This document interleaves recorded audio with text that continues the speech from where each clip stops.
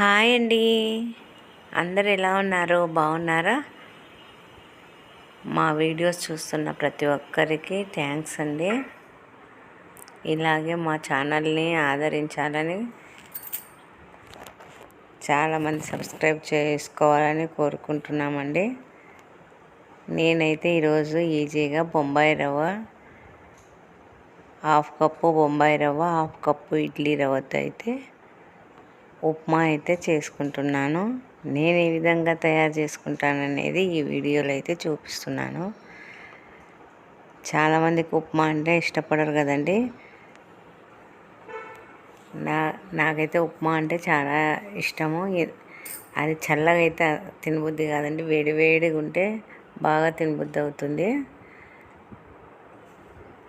ఉప్మా రవ్వతో చేసుకునే ఉప్మా కంటే ఇలా బొంబాయి రవ్వ, ఇడ్లీ రవ్వ కలిపి చేసుకునే ఉప్మా చాలా టేస్టీగా ఉంటుంది. నేను ఎక్కువ శాతం బొంబాయి రవ్వ ఉందంటే మాత్రం ఇడ్లీ రవ్వ, బొంబాయి రవ్వ రెండు కలిపే ఉప్మా చేసుకుంటాను. ఉప్మాను ఎన్ని రకాల రవ్వలతో చేయొచ్చు అంటే 4-5 రకాల రవ్వలతో అయితే చేయొచ్చు. బియ్యము మనం కడిగి ఆరబోసుకొని సన్నగా మిక్సీ పట్టుకున్నామంటే బియ్యం నూకతో అయితే ఉప్మా చేసుకోవచ్చు. అలాగే బుడ్డ గోధుమలని దొరుకుతుండేవండి.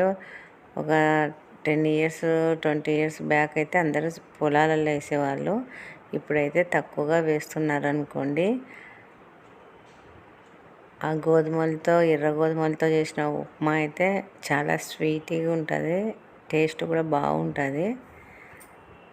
ఆ రవ్వతో కూడా చేసుకుంటాము. మనం షాపుల్లో దొరికే రవ్వతో కూడా ఉప్మా అయితే తయారు చేసుకుంటాము. నేనైతే ఉప్మా అయితే ఈ విధంగా అయితే చేసుకుంటాను. ఉప్మా అనేది ప్రతి ఒక్కరికి వచ్చు.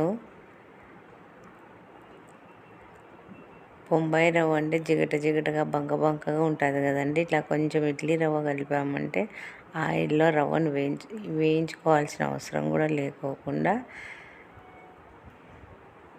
మనం గడ్డ కూడా కట్టదండి. ఎట్లనే డైరెక్ట్ కూడా వేసుకున్నామంటే రవ్వ మాత్రం మాత్రం ఉప్మా గడ్డ కట్టకోకుండా వస్తుంది. ఏమంటే మనం కలిపేటప్పుడు కొంచెం చూసుకొని రవ్వ పోసిన వెంటనే ఎసురులో వస్తానే మనం వెంటనే కలుపుకోవాలి.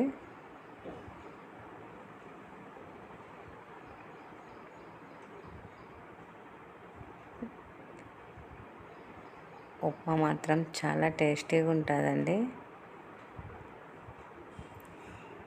ఈ విధంగా ఒకసారి అయితే ట్రై చేసి చూడండి. ట్రై చేయని వాళ్ళు ఉంటే బాగా ఉప్మా ఉడుకుతున్నప్పుడు ఒక స్పూన్ నెయ్యి వేసుకున్నామంటే చాలా బాగుంటుంది.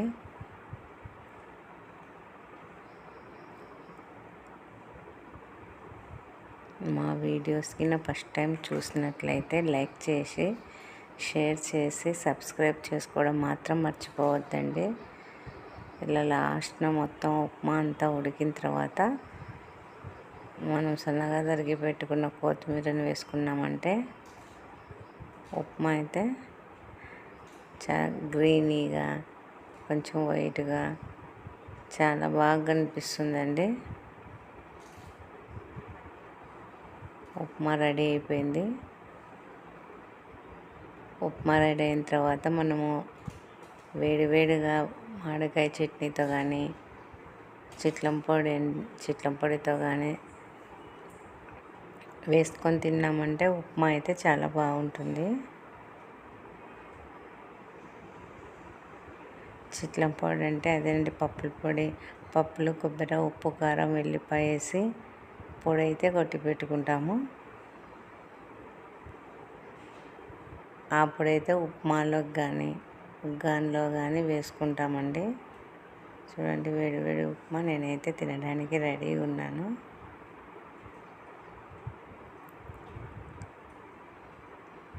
మా వీడియోస్కి నచ్చినట్లయితే లైక్ చేసి, షేర్ చేసి, సబ్స్క్రైబ్ చేసుకోండి. Thank you for watching. Bye.